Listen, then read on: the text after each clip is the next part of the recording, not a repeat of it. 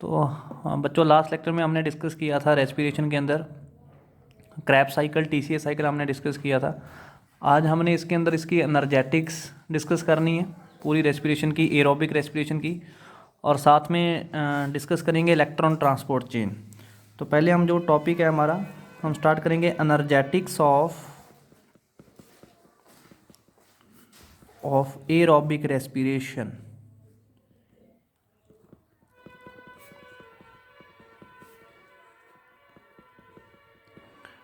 Energetics of aerobic respiration. तो energetics में अगर आपको याद हो, from one molecule of glucose, जब हम ग्लूकोज से स्टार्ट होते हैं तो अल्टीमेटली ग्लूकोज जाता है जी ग्लाइकोलाइसिस के प्रोसेस में, जो कि 9 स्टेप का एक प्रोसेस होता है। इसके अंदर हमें जो गेन होता है, 2 मॉलिक्यूल एटीपी के गेन होते हैं, टोटल 2 मॉलिक्यूल एनएडीएच के गेन होते हैं। उसके बाद वो ग्लूकोज 2 मॉलिक्यूल ऑफ पायरूवेट में कन्वर्ट हो जाता है, जो कि 3 कार्बन का एक मॉलिक्यूल है। तो 3 कार्बन के 2 मॉलिक्यूलों में मिलते हैं, ग्लूकोज 6 कार्बन का एक मॉलिक्यूल है। तो पायरूवेट फिर एंटर करता है लिंक्ड रिएक्शन के अंदर, एरोबिक रेस्पिरेशन के अंदर सेकंड जो रिएक्शन चलती है that is linked reaction. Linked reaction में अगर आपको याद हो तो हमें नेट गेन होता है जी 2 मॉलिक्यूल ऑफ एनएडीएच। अल्टीमेटली यहाँ से हमें मिलते हैं 2 molecule of acetyl coenzyme A, acetyl coenzyme A के 2 मॉलिक्यूल मिल जाते हैं। फिर वो एसिटाइल कोएंजाइम ए जो है जी, वो एंटर करता है टीसीए साइकिल में, जिसको आप क्रैब साइकिल भी कहते हो।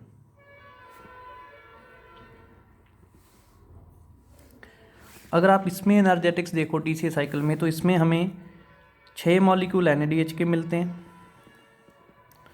2 मॉलिक्यूल एफएडीएच2 के मिलते हैं, और 2 मॉलिक्यूल एटीपी के मिलते हैं, समटाइम जीटीपी। कुछ ऑर्गेनिज्म के अंदर एटीपी बनते हैं टीसीए साइकिल में, और कुछ ऑर्गेनिज्म ऐसे भी हैं जिसमें जीटीपी बनते हैं। अल्टीमेटली बात तो एक ही है, दोनों के दोनों जो हैं वो एनर्जी के सोर्स हैं, एटीपी एंड जीटीपी। तो एक ग्लूकोज से हमें क्या क्या मिला अगर हम देखें तो 3 स्टेप प्रोसेस है। First is glycolysis, second is linked reaction, third one is TCA cycle. तो आप काउंट कर लो जी। तो पहले हम एटीपी काउंट कर लेते हैं, 2 एटीपी जहाँ पे मिले, 2 एटीपी जहाँ पे मिले, तो टोटल हमारे पास 4 मॉलिक्यूल एटीपी के मिले, 2 ये वाले ग्लूकोज के ग्लाइकोलाइसिस के थ्रू मिलते हैं, और 2 एटीपी हमें टीसीए साइकिल में मिलते हैं। तो टोटल हमें एक ग्लूकोज से 4 एटीपी मिलते हैं। अब एनएडीएच देखो, 2 ग्लाइकोलाइसिस में मिले, 2 लिंक्ड रिएक्शन में मिले, 6 जहाँ पे मिले, तो 10 मॉलिक्यूल, 6 और 2 8 और 2 10 मॉलिक्यूल हमें एनएडीएच के मिले। तो ये भी हो गए हमारे। अब लास्ट बचा 2 मॉलिक्यूल हमें FADH2 के मिले फ्रॉम 1 ग्लूकोज। तो अगर एक ग्लूकोज कंप्लीटली ब्रेक होती है एरोबिक रेस्पिरेशन के अंदर बच्चों, अगर हम किसी ग्लूकोज के मॉलिक्यूल को कंप्लीट, हम लिखते हैं ना कि एरोबिक रेस्पिरेशन क्या होती है, it is the complete breakdown of sugar in the presence of oxygen. तो this is the complete breakdown of glucose. और जब भी कोई single molecule of glucose aerobic respiration में जाता है तो वहाँ से हमें 4 एटीपी, 10 एनएडीएच, 2 FADH2 मिलते हैं। ठीक है जी। अब इसमें से जो 2 एनएडीएच थे ग्लाइकोलाइसिस वाले, ये 2 एनएडीएच पैदा हुए हैं जी साइटोप्लाज्म के अंदर। ये जो 2 एनएडीएच थे जो लिंक्ड रिएक्शन वाले, ये पैदा हुए हैं माइटोकॉन्ड्रिया के अंदर। और ये सारी की सारी एनर्जी, टीसीए साइकिल तो चलते हैं माइटोकॉन्ड्रिया में। तो ये सारी की सारी एनर्जी अगर हम देखें तो 2 एनएडीएच साइटोप्लाज्म में पैदा हुए हैं, बाकी सारे एनएडीएच, FADH2 माइटोकॉन्ड्रिया के अंदर पैदा हुए हैं। अब हमने ये सारी एनर्जी जो है बच्चों वो एटीपी में निकालनी है। ये तो एनएडीएच और FADH2 है। मुझे पता है कि ये एनएडीएच जब इलेक्ट्रॉन ट्रांसपोर्ट चेन में एंटर करेगा, ये FADH2 भी इलेक्ट्रॉन ट्रांसपोर्ट चेन में एंटर करेगा, तो 1 NADH मेरा मुझे 3 एटीपी पैदा करके देगा। कैसे पैदा करेगा वो हम आगे देखेंगे। यानी कि जब भी कोई एक मॉलिक्यूल NADH का इलेक्ट्रॉन ट्रांसपोर्ट चेन में जाएगा तो 3 एटीपी मिलेंगे। जब भी कोई सिंगल मॉलिक्यूल FADH2 का इलेक्ट्रॉन ट्रांसपोर्ट चेन में जाएगा तो मुझे उससे 2 एटीपी मिलेंगे। पर NADH 3, पर FADH2 2। लेकिन इसके लिए उनको ETC में जाना होगा, इलेक्ट्रॉन ट्रांसपोर्ट चेन में जाना होगा।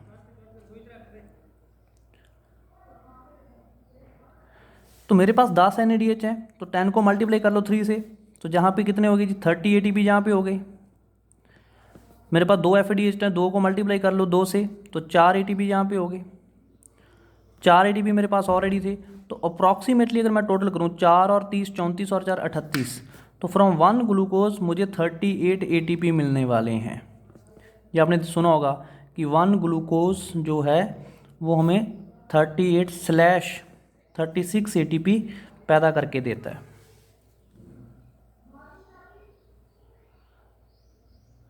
अब पैदा तो 38 हुए हैं, आप बोलोगे जी 2 एटीपी कहाँ चलेगी, 36 क्यों लिख दिया।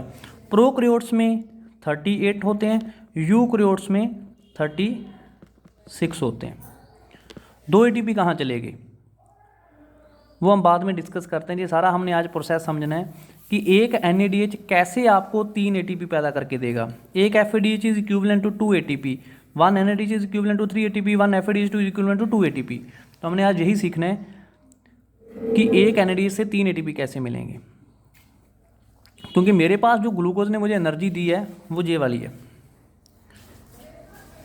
जो ग्लूकोज का एक मॉलिक्यूल है उससे हमें 4 एटीपी, 10 NADH और 2 FADH2 मिलते हैं। तो हमने आज यही सीखना है कि एक NADH से 3 एटीपी कैसे मिलेंगे और एक FADH2 से 2 एटीपी कैसे मिलेंगे। ठीक है जी। तो स्टार्ट करते हैं फिर इलेक्ट्रॉन ट्रांसपोर्ट चेन, जो इसका बड़ा इंपॉर्टेंट पार्ट है एरोबिक रेस्पिरेशन का, इलेक्ट्रॉन ट्रांसपोर्ट चेन। तो ETC जिसको हम कहते हैं, इसको हम ऑक्सीडेटिव फॉस्फोरिलेशन भी कह देते हैं। Phosphorylation, it is called ETC और ऑक्सीडेटिव फॉस्फोरिलेशन। ठीक है जी। अब इलेक्ट्रॉन ट्रांसपोर्ट चेन चलती है जी माइटोकॉन्ड्रिया में, इन माइटोकॉन्ड्रिया। क्योंकि आपको पता है ज़्यादातर जो NADH हैं, FADH2 हैं, वो कहाँ बने हैं। जब हमने ग्लूकोज को ब्रेक किया तो ज़्यादातर ये जो NADH हैं, देखो ये 6 NADH 2 FADH कहाँ बने हैं, माइटोकॉन्ड्रिया में बने हैं। जो 2 NADH बने लिंक डायरेक्शन में वो भी माइटोकॉन्ड्रिया में बने हैं, वो भी माइटोकॉन्ड्रिया के अंदर पैदा हुए हैं। सिर्फ ये 2 NADH जो ग्लाइकोलाइसिस में पैदा होते हैं वो साइटोप्लाज्म में पैदा होते हैं। अल्टीमेटली अगर इन दोनों NADH को भी ATP में कन्वर्ट होना है तो इन दोनों NADH को भी माइटोकॉन्ड्रिया में ही एंटर करना होगा। तो ये जो हमने बात की कि जो 10 के 10 NADH हैं जो एक ग्लूकोज से पैदा हुए हैं, चाहे वो 2 ग्लाइकोलाइसिस से आए हैं, 2 लिंक डायरेक्शन से आए हैं, 6 जहाँ से हैं, तो ये 10 के 10 NADH कहाँ एंटर होंगे।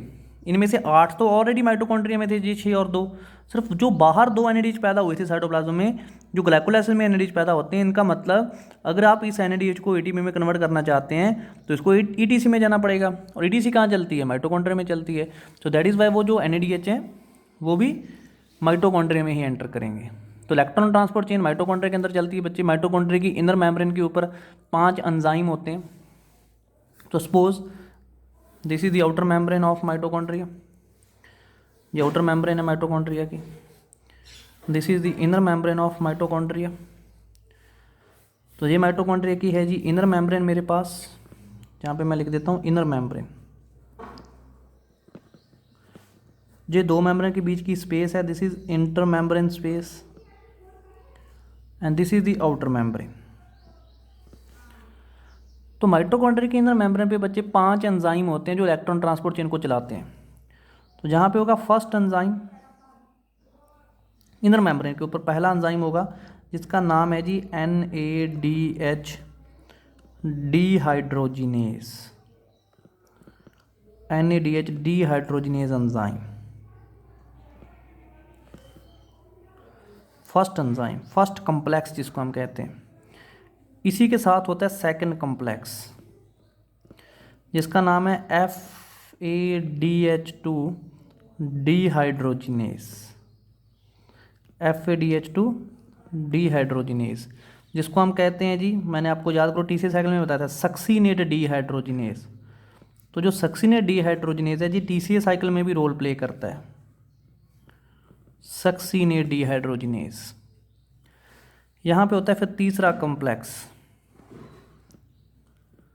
थर्ड कॉम्प्लेक्स, जिसको हम कहते हैं साइटोक्रोम BC1 कॉम्प्लेक्स। याद करो फोटोसिंथेसिस में जब हमने जेड स्कीम पढ़ी थी ETC, वहाँ भी हमने एक साइटोक्रोम B6F पढ़ा था, उसी की फैमिली का मेंबर है साइटोक्रोम BC1।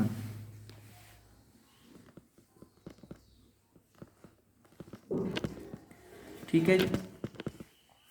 यहाँ पे एक छोटा सा कॉम्प्लेक्स होता है साइटोक्रोम C, जिसको हम लिखते हैं साइटोक्रोम C, फोर्थ कॉम्प्लेक्स आप इसको कहते नहीं, छोटा सा कॉम्प्लेक्स है। इसके बाद आता है fourth complex, this is the cytochrome oxidase,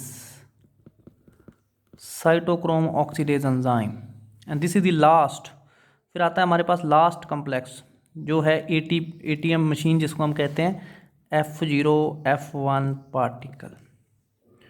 तो ये 5 कॉम्प्लेक्स हैं जो कि रोल प्ले करेंगे इलेक्ट्रॉन ट्रांसपोर्ट चेन के अंदर,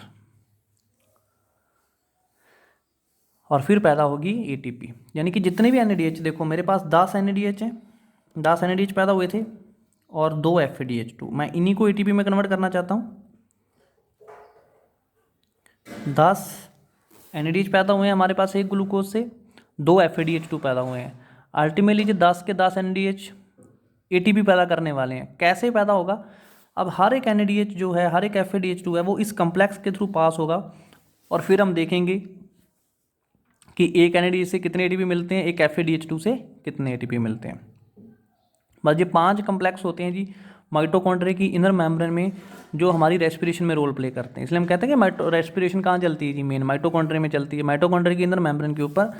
first complex NADH dehydrogenase, second complex succinate dehydrogenase, जिसको FADH2 डिहाइड्रोजिनेज भी कहा जाता है। तीसरा कम्प्लेक्स साइटोक्रोम BC1 कम्प्लेक्स, एक छोटा सा एक और कम्प्लेक्स है साइटोक्रोम C, जिसको हम लिखते हैं। फिर फोर्थ कम्प्लेक्स साइटोक्रोम ऑक्सीडेज, और फिर लास्ट ATM मशीन, जिसको हम F0F1 पार्टिकल भी कहते हो आप, जिसको आप ऑक्सीसोम भी कहते हो, ऑक्सीसोम, जो माइटोकॉन्ड्रिया की जो इनर मेम्ब्रेन की फोल्डिंग होती है, क्रिस्टी के ऊपर पाए जाते हैं। आपने पढ़ा होगा सेल चैप्टर, उसमें हमने डिस्कस किया था कि F0F1 पार्टिकल जो रैकेट लाइक स्ट्रक्चर होती है, इनर मेम्ब्रेन की जो क्रिस्टी है वहाँ पे पाए जाते हैं। तो अब हम देखते हैं जी कैसे एक NADH से आपको ATP मिलेंगे और FADH2 से कैसे ATP मिलेंगे। तो स्टार्ट करेंगे पहले NADH से। मैं पहले NADH का दिखाऊंगा कि 1 NADH कैसे 3 ATP पैदा करता है, फिर हम देखेंगे एक FADH2 कैसे 2 ATP पैदा करता है। क्लियर है जी?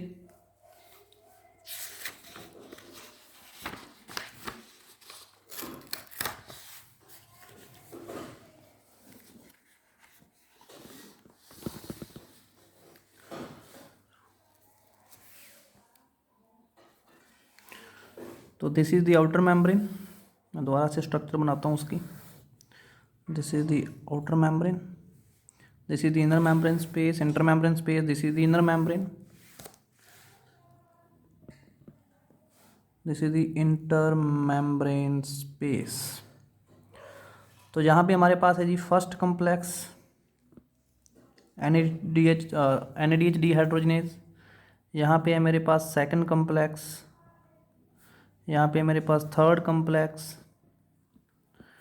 जहाँ पे छोटा सा कम्प्लेक्स था साइटोक्रोम C, यहाँ पे मेरे पास फोर्थ कम्प्लेक्स, और जहाँ पे हमारे पास फिफ्थ कम्प्लेक्स। ये 5 कम्प्लेक्स हमने बनाए थे। This is NADH dehydrogenase, this is FADH2 dehydrogenase, this is cytochrome BC1, this is cytochrome oxidase, and this one is F0 F1 particle. अब कैसे एक NADH 3 ATP पैदा करेगा? तो मेरे पास 10 NADH है, मैं एक को हम प्रोसेस करेंगे, बाकी भी सेम रिपीट फॉलो करेंगे ना। अब हर एक ये जो रिड्यूसिंग पावर है बच्चे, चाहे NADH है चाहे FADH2 है, इसके पास 2 इलेक्ट्रॉन होते हैं। तो अब इलेक्ट्रॉन ट्रांसपोर्ट चेन हम पढ़ रहे हैं, तो इसका मतलब सारा का सारा खेल इलेक्ट्रॉन का है। तो हु इज़ इलेक्ट्रॉन डोनर? तो जहाँ पे NADH इलेक्ट्रॉन डोनर का काम करेगा और FADH2 भी इलेक्ट्रॉन डोनर का काम करेगा। NADH क्या करेगा? अपने जो दोनों इलेक्ट्रॉन है बच्चे, वो फर्स्ट कम्प्लेक्स को देगा। अपने दोनों इलेक्ट्रॉन किसको ट्रांसफर कर देगा? दोनों के दोनों इलेक्ट्रॉन फर्स्ट कम्प्लेक्स को दे देगा, NADH डिहाइड्रोजिनेज को। तो NADH माइटोकॉन्ड्रिया में बैठे हुए हैं, 10 NADH हमने पैदा किए थे, 8 NADH माइटोकॉन्ड्रिया में पैदा होते हैं, 2 NADH बाहर से आए थे। तो जितने मर्जी NADH हों, मान लो मैं एक को फॉलो करूंगा तो बाकी 9 भी उसको फॉलो करेंगे। तो जो पहला NADH है उसने अपने दोनों इलेक्ट्रॉन फर्स्ट कम्प्लेक्स को दे दिए, जिसका नाम है NADH डिहाइड्रोजिनेज। अब वो फर्स्ट कम्प्लेक्स क्या करता है? अपने दोनों इलेक्ट्रॉन सेकंड कम्प्लेक्स को देता है। अपने दोनों इलेक्ट्रॉन आगे देखो, इलेक्ट्रॉन ट्रांसपोर्ट चेन, तो इलेक्ट्रॉन का ट्रांसपोर्ट होना है, लेकिन इलेक्ट्रॉन आए कहाँ से? Who is electron donor? जहाँ पे NADH इलेक्ट्रॉन डोनर है। अगर हम फोटोसिंथेसिस की ETC की बात करें, वहाँ पे इलेक्ट्रॉन डोनर कौन था? तो फोटोसिंथेसिस के अंदर जेड स्कीम में वाटर जो है वो इलेक्ट्रॉन डोनर होता है जी, वाटर। तो जहाँ पे NADH इलेक्ट्रॉन डोनर, उसने अपने दोनों इलेक्ट्रॉन फर्स्ट कम्प्लेक्स को दे दिए। फर्स्ट कम्प्लेक्स ने वो दोनों इलेक्ट्रॉन आगे पास कर दिए, लेकिन ये पंप का काम भी करता है। ये क्या करता है? जो 4 प्रोटॉन मैट्रिक्स में बैठे होते हैं, this is the mitochondrial matrix. ये सारी देखो, ये माइटोकॉन्ड्रिया की आउटर मेम्ब्रेन है, ये इंटर मेम्ब्रेन स्पेस है, ये इनर मेम्ब्रेन है, और ये सारी अंदर हो गया ना माइटोकॉन्ड्रिया का मैट्रिक्स हो गया। तो वो क्या करता है? मैट्रिक्स से 4 प्रोटॉन पंप करता है इंटर मेम्ब्रेन स्पेस के अंदर। For the passage of every single electron 2 proton pump होते हैं, पर मेरे पास 2 इलेक्ट्रॉन है, तो टोटल 4 प्रोटॉन मेरे पंप हो गए। 4 प्रोटॉन कहाँ से पंप हो गए? Matrix of mitochondria. तो मैट्रिक्स ऑफ माइटोकॉन्ड्रिया से 4 प्रोटॉन पंप हो गए, कहाँ पे? इंटर मेम्ब्रेन स्पेस के अंदर। ठीक है, और इलेक्ट्रॉन आगे चले गए। अब 2 इलेक्ट्रॉन जहाँ पे आ गए, अब इसने वो 2 इलेक्ट्रॉन आगे पास कर दिए थर्ड कम्प्लेक्स को। पर ये जो FADH2 है बच्चे, जी किसी भी प्रोटॉन को पंप नहीं करता। FADH2 ने सिंपली इलेक्ट्रॉन आगे पास कर दिए, लेकिन कोई भी प्रोटॉन पंप नहीं किया बाहर। अल्टीमेटली वो इलेक्ट्रॉन आ गया आपके थर्ड कम्प्लेक्स के पास। थर्ड कम्प्लेक्स ने वो दोनों इलेक्ट्रॉन साइटोक्रोम C को दे दिए। साइटोक्रोम C के पास वो इलेक्ट्रॉन आ गए। इसने भी 4 प्रोटॉन आपके जो है 4 प्रोटॉन बाहर पंप कर दिए। ठीक है जी, 4 प्रोटॉन बाहर पंप हो गए। अल्टीमेटली वो इलेक्ट्रॉन वहां से चले गए साइटोक्रोम ऑक्सीडेज के पास। साइटोक्रोम ऑक्सीडेज जो है जो लास्ट इलेक्ट्रॉन एक्सेप्टर है। अब जहाँ पे ऑक्सीजन चाहिए, तो वो दोनों इलेक्ट्रॉन जो साइटोक्रोम ऑक्सीडेज क्या करता है? इन दोनों इलेक्ट्रॉन को ऑक्सीजन को देके जहाँ पे वाटर पैदा कर देगा। तो अल्टीमेट इलेक्ट्रॉन एक्सेप्टर कौन है? तो oxygen is the electron acceptor. इसलिए हम सांस लेते हैं तो हम ऑक्सीजन यूज़ कर रहे हैं। जो हम सांस ले रहे हैं ऑक्सीजन क्यों अंदर जा रही है? क्योंकि ऑक्सीजन जो है, अगर ऑक्सीजन नहीं जाएगी अंदर, तो ये जो इलेक्ट्रॉन ट्रांसपोर्ट चेन है वो रुक जाएगी। क्योंकि अल्टीमेटली जो इलेक्ट्रॉन है वो किसने, देखो इलेक्ट्रॉन कहीं से शुरू हुए, कोई तो इलेक्ट्रॉन एक्सेप्टर होगा ना। जैसे जेड स्कीम के अंदर NADP जो है वो अल्टीमेट इलेक्ट्रॉन एक्सेप्टर था। वैसे ही जो रेस्पिरेटरी ETC है, यहाँ पे बच्चे जो ऑक्सीजन है वो अल्टीमेट इलेक्ट्रॉन एक्सेप्टर है। लेकिन इस केस में भी जहाँ पे 2 प्रोटॉन जी आपको पंप करके देगा, ये जो साइटोक्रोम ऑक्सीडेज है ये आपको 2 प्रोटॉन पंप करके देगा बदले में। तो यहाँ पे आके आपकी इलेक्ट्रॉन ट्रांसपोर्ट चेन खत्म हो गई। फर्स्ट कम्प्लेक्स से शुरू हुई और फोर्थ कम्प्लेक्स पे जाके खत्म हो गई। एंड अल्टीमेटली इलेक्ट्रॉन NADH से इलेक्ट्रॉन निकले 2, और वो इन कम्प्लेक्स के थ्रू होते हुए कम्प्लेक्स फोर्थ के पास जाकर ऑक्सीजन के पास जाके खत्म हो गए। तो अल्टीमेटली आपके जो इलेक्ट्रॉन थे वो ऑक्सीजन के पास चले गए।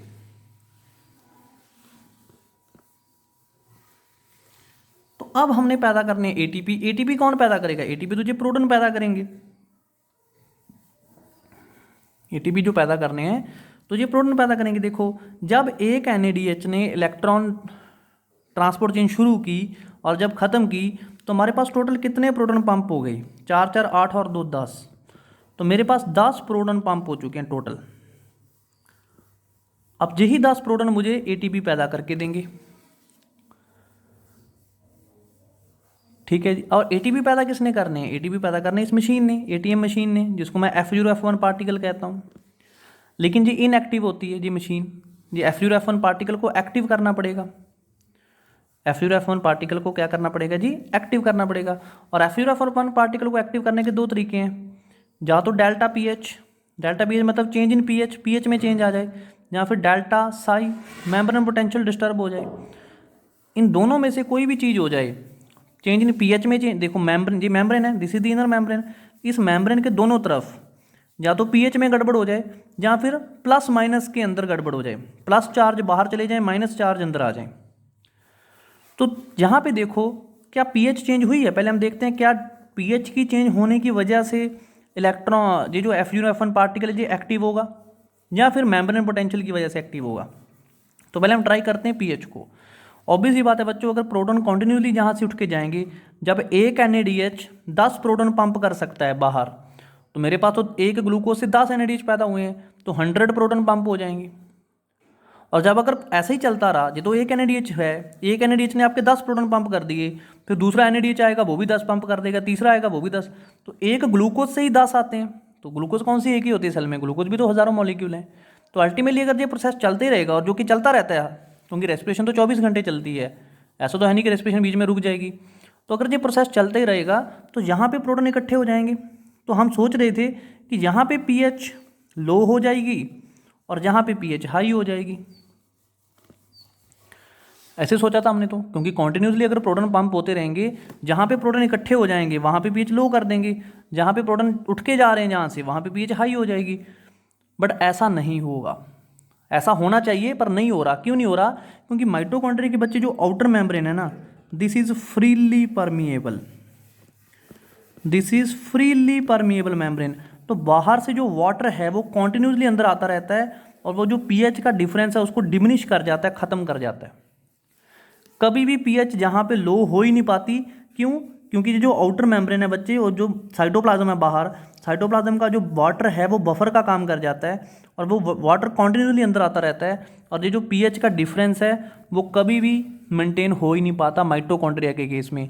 इसलिए माइटोकॉन्ड्रिया के केस में पीएच का कोई रोल नहीं है F0 F1 पार्टिकल को एक्टिव करने के लिए। क्यों नहीं है कोई रोल? Due to freely permeable nature of outer membrane. Clear होगी जी बात?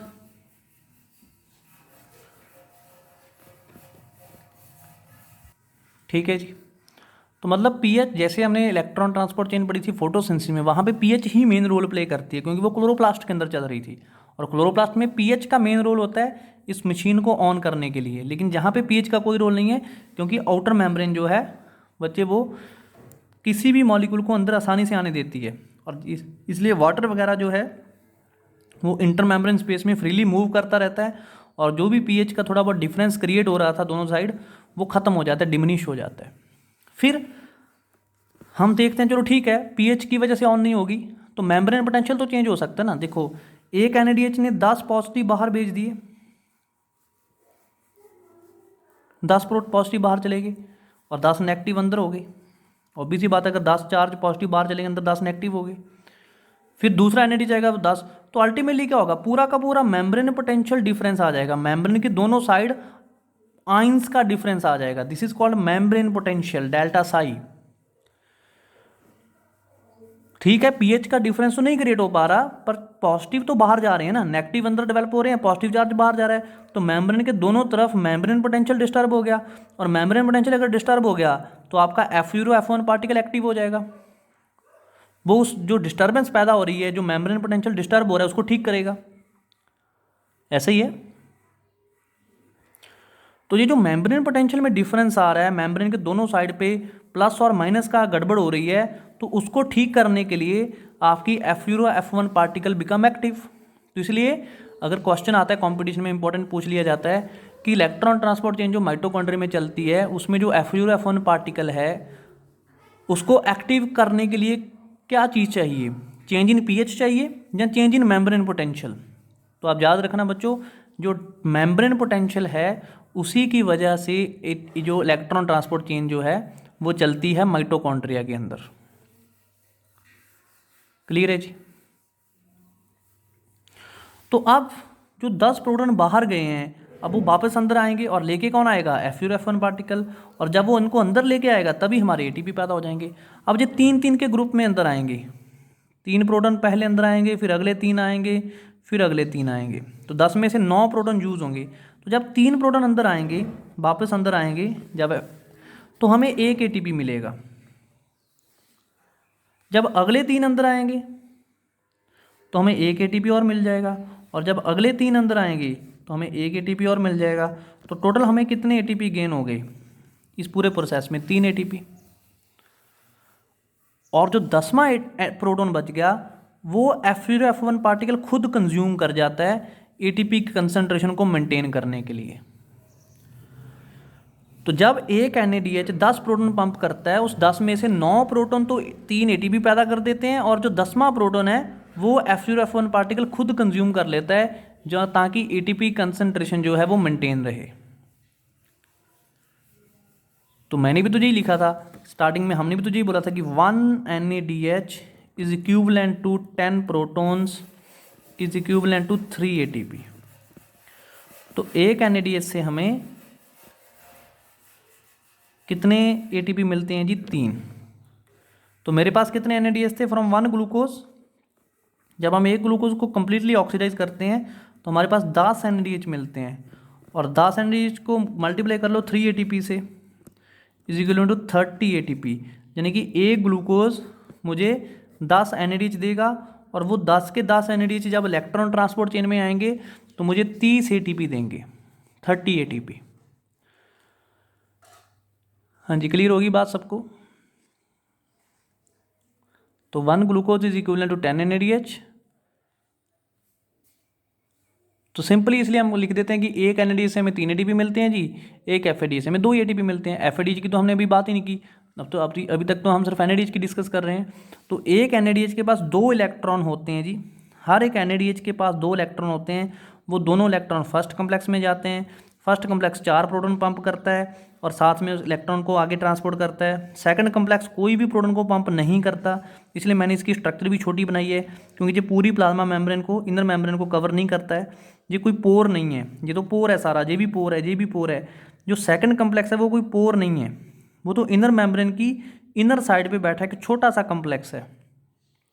और यही वो एंजाइम है जो TCA साइकिल में भी रोल प्ले करता है।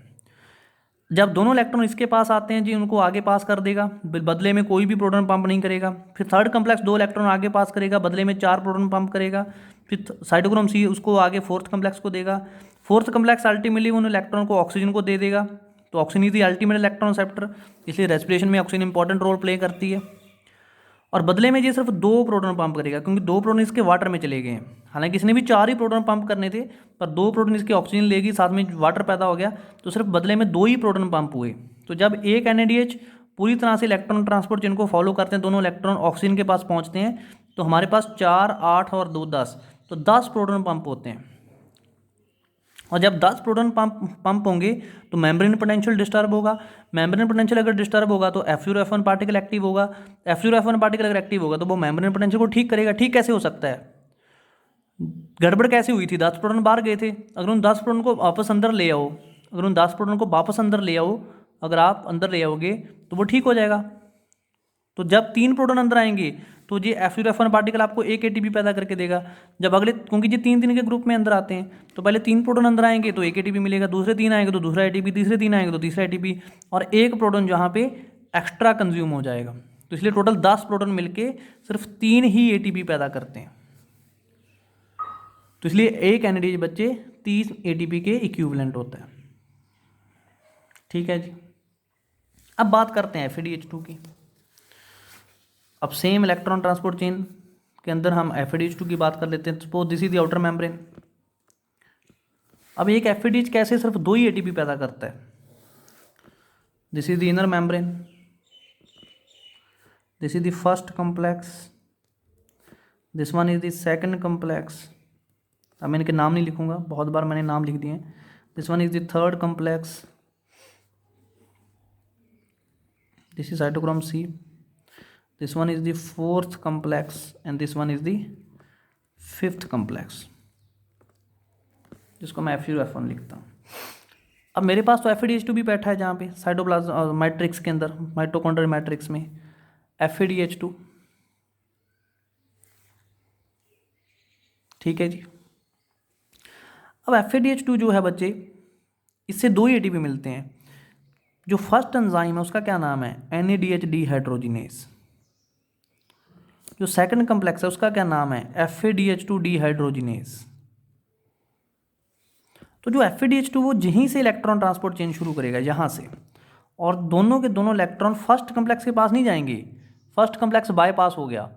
तो जो FADH2 है वो अपने एंजाइम को इलेक्ट्रॉन देगा ना, तो सीधे इलेक्ट्रॉन कहाँ चले गए?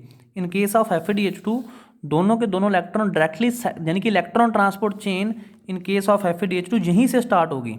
NADH के केस में यहाँ से स्टार्ट होती है, लेकिन FADH2 के केस में electron transport chain second complex से स्टार्ट होती है। और सेकंड बाकी सेम है, सेकंड कम्प्लेक्स देगा थर्ड को, तो थर्ड के पास 2 इलेक्ट्रॉन आ गए, थर्ड ने इसको दे दिए, थर्ड ने जब 2 इलेक्ट्रॉन आ गए तो उसने 4 प्रोटॉन पंप कर दिए, इसने फोर्थ कम्प्लेक्स को दे दिए 2 इलेक्ट्रॉन, फोर्थ कम्प्लेक्स ने वो दोनों इलेक्ट्रॉन ऑक्सीजन को दे दिए, वाटर पैदा हो गया।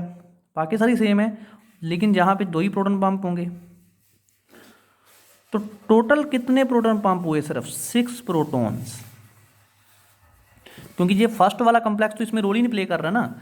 FADH2 के केस में फर्स्ट कम्प्लेक्स का तो कोई रोल ही नहीं है, तो वो जो 4 प्रोटॉन इसने पंप करने थे वो कम हो गए। सिर्फ पिछले केस में देखो कितने प्रोटॉन पंप हुए थे, NADH के केस में 10 प्रोटॉन पंप हुए थे, 4 फर्स्ट ने किए, 4 थर्ड ने। इसमें क्या है, FADH2 के केस में ये वाला स्टेप बाईपास हो गया, तो यहाँ से इलेक्ट्रॉन ट्रांसपोर्ट चेन शुरू होगी, और अगर यहाँ से शुरू होगी तो 4 और 2 6, सिर्फ 6 ही प्रोटॉन पंप होंगे। ये देखो आपके सामने है। तो जो FADH2 है वो सिर्फ इट इज़ इक्विवेलेंट टू, इसलिए लिखते हैं FADH2 is equivalent to 6 protons is equivalent to 2 ATP। अब देखो वो 3-3 के ग्रुप में अंदर आएंगे, 3 प्रोटॉन पहले अंदर आएंगे, 3 प्रोटॉन फिर बाद में अंदर आएंगे। तो जब इसके थ्रू अंदर आएंगे तो 3 प्रोटॉन जब अंदर आएंगे तो 1 ATP मिलेगा, जब अगले 3 अंदर आएंगे तो 1 ATP और मिलेगा। तो टोटल कितने ATP मिलेंगे? Only 2 ATP। समझ गए जी? तो इस तरीके से बच्चे जो FADH2 होता है वो सिर्फ 2 ही ATP पैदा करता है, और जो NADH होता है वो 3 ATP पैदा करता है। प्रोटॉन की पंपिंग का डिफरेंस है, NADH 10 प्रोटॉन पंप करवा देता है और FADH2 सिर्फ 6 प्रोटॉन जो है उनको पंप करवाएगा। और आपको पता ही है F0F1 पार्टिकल जब एक्टिव होगा तो वो 3-3 के ग्रुप में प्रोटॉन को अंदर लेके आएगा। जब 3 प्रोटॉन अंदर आएंगे तो 1 ATP मिलेगा, जब अगले 3 अंदर आएंगे तो 2 ATP। तो टोटल कितने प्रोटॉन थे मेरे पास? 6 प्रोटॉन थे। तो जब 6 प्रोटॉन अंदर आएंगे तो सिर्फ 2 ही ATP मिलेंगे ना।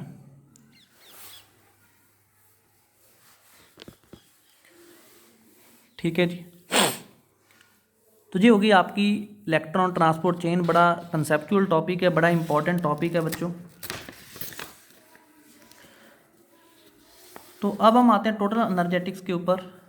मुझे पता है कि जब एरोबिक रेस्पिरेशन हुई, जब एरोबिक रेस्पिरेशन चली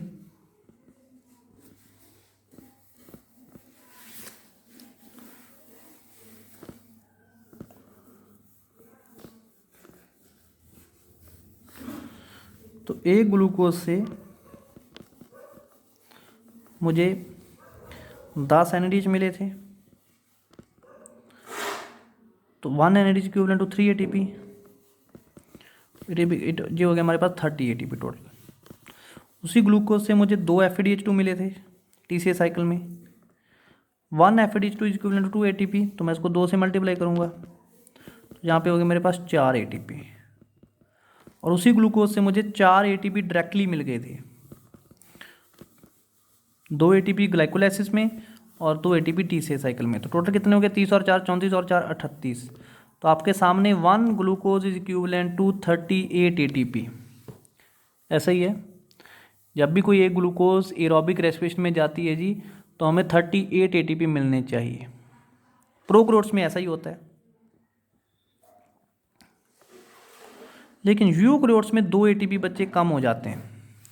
लेकिन अगर मैं बात करूं यूकैरियोट्स की, तो इन eukaryotes 1 glucose is equivalent to 36 ATP। अब आप बोलोगे जी हमने तो आपके सामने 38 पैदा किए हैं, अब 36 कैसे रह गए? तो यूकैरियोट्स में सिर्फ 36 मिलते हैं, प्रोकैरियोट्स में 38 मिलते हैं। वजह क्या है? मैंने आपको बताया था बच्चे, जो 2 NADH जो ग्लाइकोलाइसिस में पैदा होते हैं,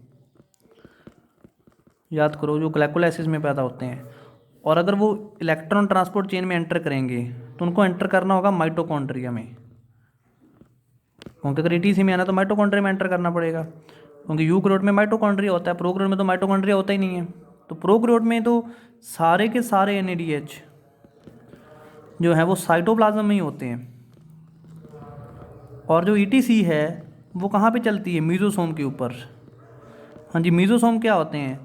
प्लाज्मा मेम्ब्रेन का ही पार्ट है, तो सब कुछ वहीं पे होता है। सारे NADH, सारे FADH2 वो साइटोप्लाज्म में ही पैदा होते हैं, और ETC भी साइटोप्लाज्म की जो प्लाज्मा मेम्ब्रेन है उसी पे अंदर चलती है, तो किसी भी NADH को मूव नहीं करना पड़ता कहीं पे भी। लेकिन यूकैरियोट्स में जो ग्लाइकोलाइसिस है वो तो साइटोप्लाज्म में होती है, वो साइटोप्लाज्म में चल रही है, लेकिन जो ETC है वो माइटोकॉन्ड्रिया में। तो वो जो 2 NADH ग्लाइकोलाइसिस में पैदा हुए हैं, जब वो एंटर करते हैं माइटोकॉन्ड्रिया में तो वहाँ पे 2 ATP कंज्यूम हो जाते हैं, इसलिए 38 ही पैदा हुए थे जहाँ पे भी, पर 2 ATP इन 2 NADH को अंदर लेके आने में कंज्यूम हो गए, इसलिए मैंने वो 2 कम कर दिए, तो 38 की जगह हमने 36 लिख दिए। प्रोकैरियोट्स में क्योंकि कोई ऑर्गेनेली होती नहीं है, माइटोकॉन्ड्रिया होता ही नहीं है, तो NADH का माइटोकॉन्ड्रिया में एंटर करने का कोई सवाल ही नहीं पैदा होता जहाँ पे, तो इसलिए यहाँ पे जितने भी NADH पैदा होते हैं, FADH2 पैदा होते हैं, वो सारे के सारे साइटोप्लाज्म में पैदा होते हैं, और ETC भी अल्टीमेटली साइटोप्लाज्म के अंदर ही चल रही है, क्योंकि मीजोसोम प्लाज्मा मेम्ब्रेन का पार्ट है और वो साइटोप्लाज्म के साथ ही कनेक्टेड होते हैं। तो इसलिए किसी भी NADH को, किसी भी FADH2 को मूव नहीं करना पड़ता। लेकिन यूकैरियोट्स के अंदर ज़्यादातर NADH तो माइटोकॉन्ड्रिया में पैदा होते हैं, 8 NADH तो माइटोकॉन्ड्रिया में पैदा हुए हैं, लेकिन जो 2 NADH ग्लाइकोलाइसिस में पैदा होते हैं, अगर उनको ATP में कन्वर्ट होना है तो अल्टीमेटली उनको एंटर करना होगा माइटोकॉन्ड्रिया में, और माइटोकॉन्ड्रिया में एंट्री होने के लिए वहाँ पे उनके 2 रुपये खर्च हो जाते हैं।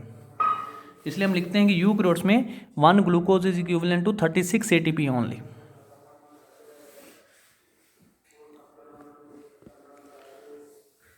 क्लियर है जी बात? तो जी है जी हमारे पास एरोबिक रेस्पिरेशन बच्चों। तो एरोबिक रेस्पिरेशन में हमने अब 4 स्टेप पढ़े हैं। स्टार्ट किया था हमने पहला स्टेप ग्लाइकोलाइसिस। ग्लाइकोलाइसिस में हमें 2 ATP मिले थे। मैं बार बार जानबूझ के लिख रहा हूँ ताकि आपको ये चीज़ याद हो जाए, क्योंकि इस पर क्वेश्चन बहुत आते हैं कॉम्पिटिशन में, नीट वगैरह में। दूसरा स्टेप हमने इसमें पढ़ा था लिंक्ड रिएक्शन। लिंक्ड रिएक्शन में हमें 1 ग्लूकोज से मिले थे। मैं बात कर रहा हूँ 1 ग्लूकोज। जब मैं 1 ग्लूकोज को एरोबिक रेस्पिरेशन में लेके जाता हूँ तो ग्लाइकोलाइसिस में ये एनर्जी मिलती है, लिंक्ड रिएक्शन में मुझे सिर्फ 2 NADH मिलते हैं। फिर हम ले गए इसको TCA साइकिल में। TCA साइकिल में हमें 6 NADH मिले फ्रॉम 1 ग्लूकोज की मैं बात कर रहा हूँ, क्योंकि 2 एस्टर कोएंजाइम में मिलते हैं। एक एस्टर कोएंजाइम में एक बार साइकिल चलाता है तो दूसरा एस्टर कोएंजाइम दूसरी बार भी चलाएगा, तो इसलिए सारी एनर्जी डबल हो जाती है। 2 NADH, सॉरी 6 NADH, 2 FADH2 और 2 ATP/GTP। ठीक है जी। और फिर 4th स्टेप चलता है इलेक्ट्रॉन ट्रांसपोर्ट चेन, जिसमें ये सारे NADH और FADH2 ATP में कन्वर्ट होते हैं, जो बच्चे हमने आज डिस्कस किए हैं। So this is all about electron transport chain. ठीक है जी। एक कई बार क्वेश्चन पूछ लेते हैं कीमोऑस्मोटिक हाइपोथेसिस क्या होती है जी? What is chemiosmotic hypothesis? ये जो प्रोटॉन की पंपिंग हो रही है, जब इलेक्ट्रॉन ट्रांसपोर्ट होते हैं और प्रोटॉन पंप होते हैं, जो 4 प्रोटॉन पंप हुए हैं, फिर जहाँ पे भी 4 प्रोटॉन पंप हुए हैं, जहाँ पे भी 2 प्रोटॉन पंप हुए हैं, तो इसको कहते हैं जी कीमोऑस्मोटिक हाइपोथेसिस। कीमोऑस्मोटिक हाइपोथेसिस का हम इसको नाम देते हैं। कई बार पूछ लेते हैं व्हाट इज़ कीमोऑस्मोटिक हाइपोथेसिस? तो जब जी इलेक्ट्रॉन ट्रांसपोर्ट चेन चलती है तो साथ में प्रोटॉन पंप होते हैं, तो इस पूरे प्रोसेस को बोलते हैं कीमोऑस्मोटिक हाइपोथेसिस। ठीक है जी। तो दिस इज़ ऑल अबाउट बच्चों एरोबिक रेस्पिरेशन। नेक्स्ट लेक्चर में हम डिस्कस करेंगे, जो इस चैप्टर का अब एक ही लेक्चर बचा है, तो जो भी थोड़े बहुत टॉपिक रहते हैं छोटे मोटे वो अगले लेक्चर में हमारे कवर हो जाएंगे। तो नेक्स्ट लेक्चर में डिस्कस करेंगे जो बाकी का पार्ट हमारे इस चैप्टर का बचा हुआ है रेस्पिरेशन का।